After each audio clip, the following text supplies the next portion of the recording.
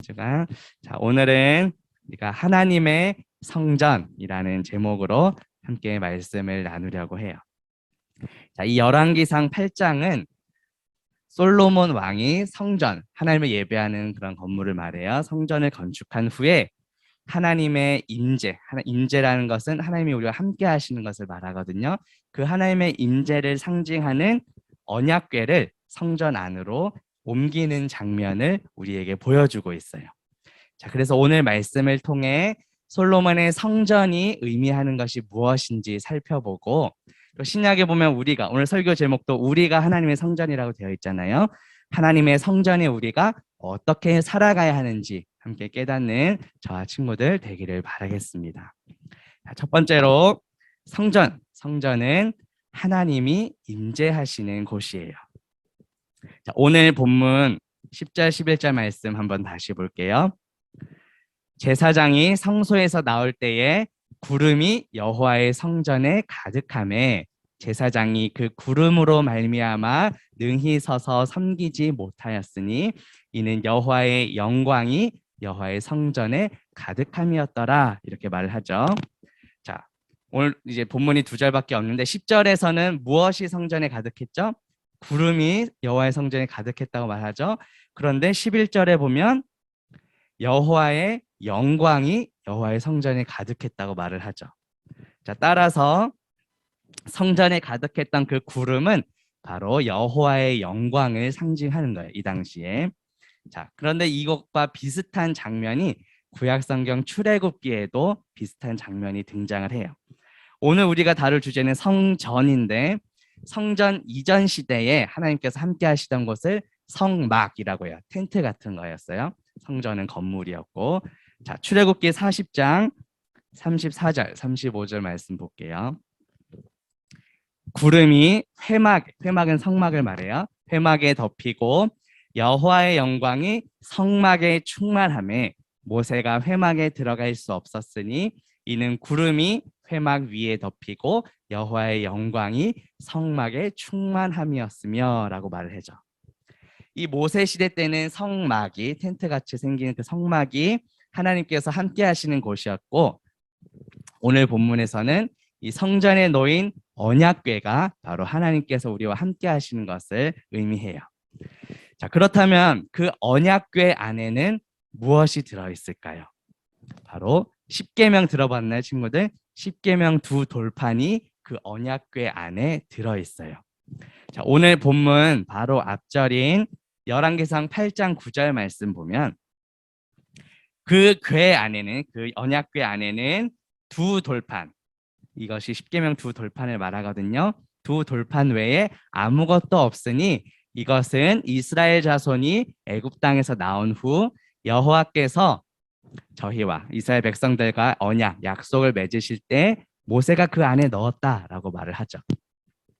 십계명 두 돌판이 이 언약궤 안에 있어요. 다시 말하면 하나님의 말씀이 언약궤 안에 있는 거예요. 따라서 성전은 하나님의 무엇이 있는 곳이죠? 말씀이 있는 곳을 말해요. 만약에 이 말씀, 이 언약궤가 없이 그냥 성전 건물만 있다면 그것은 껍데기에 불과한 거예요.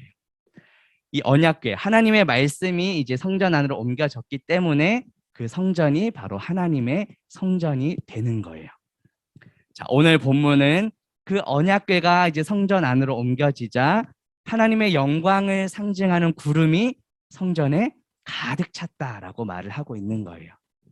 자, 그렇다면 우리가 이제 성전이라 그랬는데 우리의 마음은, 지금 친구들의 마음은 무엇으로 가득 차 있나요? 지금 예배하고 하러 이 자리에 지금 앉아 있는데 머릿속에는, 내 마음속에는 무엇으로 가득 차 있네요? 혹시 뭐 먹고 싶은 맛있는 거, 아니면 뭐 게임이나 뭐 내가 사고 싶은 것들, 또 친구들과의 약속들, 여러 가지 우리 예배에 집중하지 못하는 것들이 있을 수 있어요. 그런데 우리는 하나님의 말씀으로 가득 차야 한다고 말을 하고 있어요. 그리고 또 우리는 무엇을 위해 살아가고 있나요? 친구들 각자 아마 장래 희망, 꿈 뭐 이런 것들이 있을 텐데 우리는 과연 무엇을 위해 살아가고 있나요? 성전이, 하나님의 말씀이, 그 언약궤가 성전에 옮겨졌을 때 하나님의 영광으로, 그 구름으로 가득 찼다고 한 것처럼 우리의 삶도 하나님의 영광을 위해 살아가는 저와 친구들 되기를 바라겠습니다. 자, 그렇다면 이 하나님의 말씀으로 가득 차고 하나님의 영광으로 가득하신 분이 계세요. 그분이 누구실까요? 바로 예수 그리스도세요. 두 번째로 살펴볼 것은 바로 성전이신 예수 그리스도예요. 예수 그리스도께서는 말씀이 육신이 되어서 이 땅 가운데, 우리 가운데 오신 분이세요. 신약 성경 요한복음 1장 14절에 보면 말씀이 육신이 되어 우리 가운데 거하심에 우리가 그의 영광을 보니 아버지의 독생자의 영광이요 은혜와 진리가 충만하더라, 이렇게 말씀해요. 자, 구약 시대에는 하나님의 말씀, 즉 언약궤가 놓여 있는 그 성전 건물이 있었다면 이제 신약에 넘어오면서는 그 말씀이신 하나님께서 육신이 되어 오신 분, 바로 예수 그리스도가 성전이다라고 말을 하는 거예요. 구약 시대에는 성전이 하나님께서 계신 곳이었다면 신약에 넘어오면서는 예수 그리스도께서 바로 성전이세요. 우리와 함께 계시는 임마누엘 하나님이세요. 마태복음 1장 23절에 보면 보라, 처녀가 잉태하여 아들을 낳을 것이요 그의 이름은 임마누엘이라 하리라 하셨으니, 이 임마누엘을 번역하면 하나님이 우리와 함께 계시다라는 뜻이 되는 거예요. 역사적으로 구약 시대의 성전은 다 무너졌어요. 하지만 예수님께서 친히 성전이 되셔서 우리 가운데 오셨어요. 요한복음 2장 21절에 보면 그러나 예수는 성전된 자기 육체를 가리켜 말씀하신 것이라, 이런 말이 있어요. 예수님께서는 자기의 육체, 자기의 몸을 가리켜서 성전이라고 하셨어요.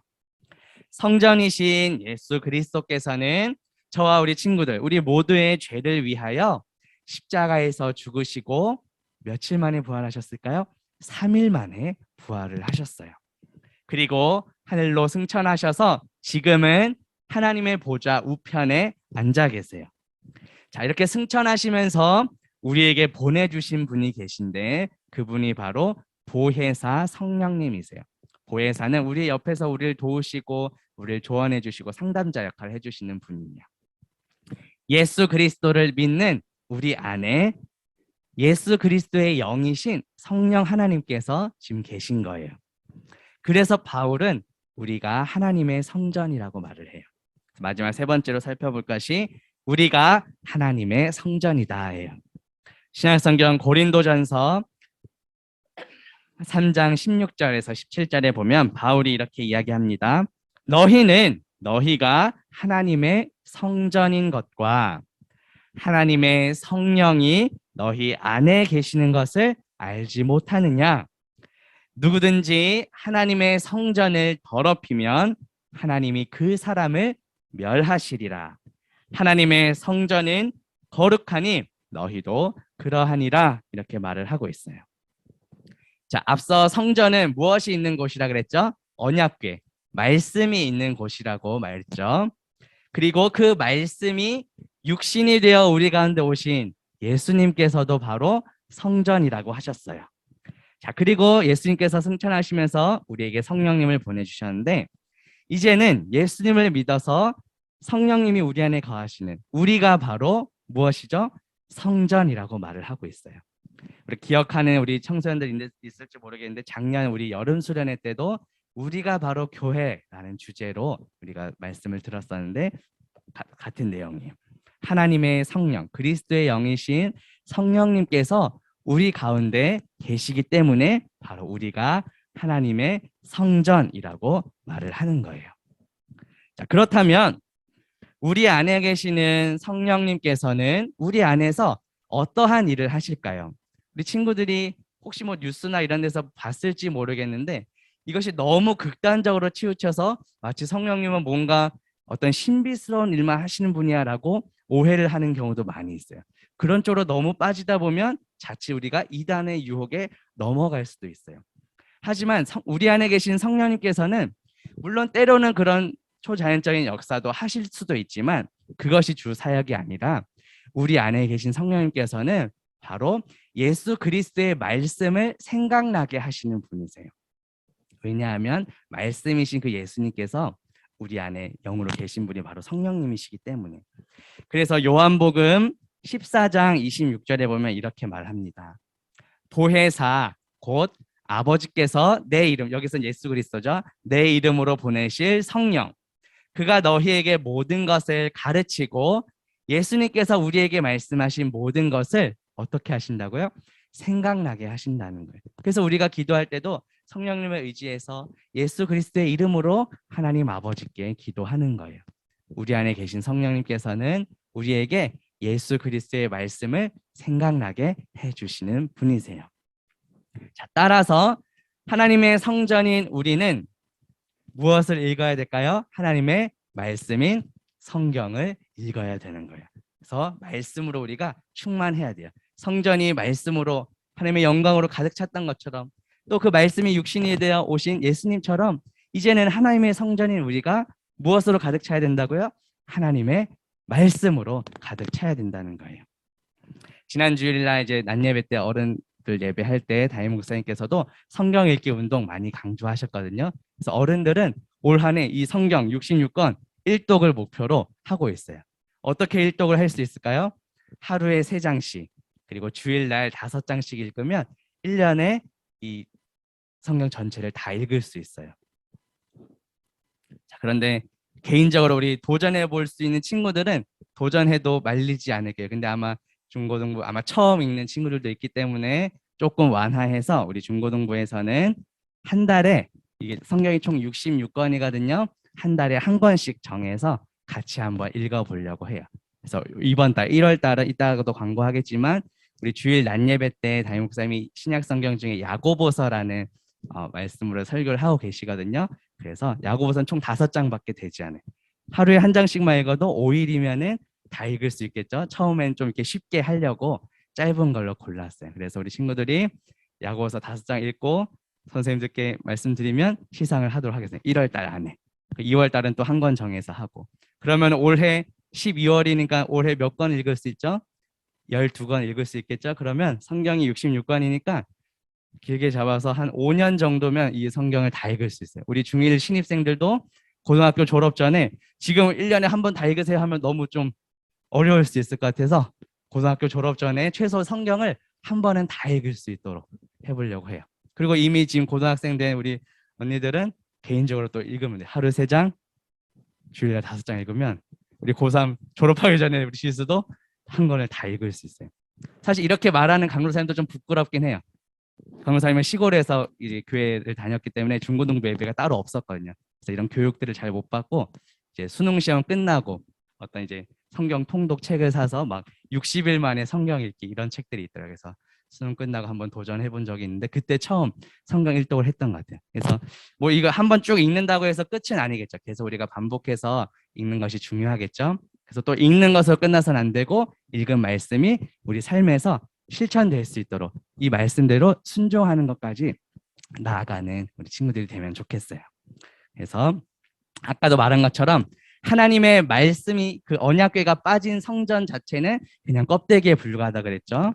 이 성경 말씀 읽기에 힘써서 우리가 하나님의 말씀으로 가득 찬 그런 하나님의 성전이 되기를 주님의 이름으로 바라겠습니다.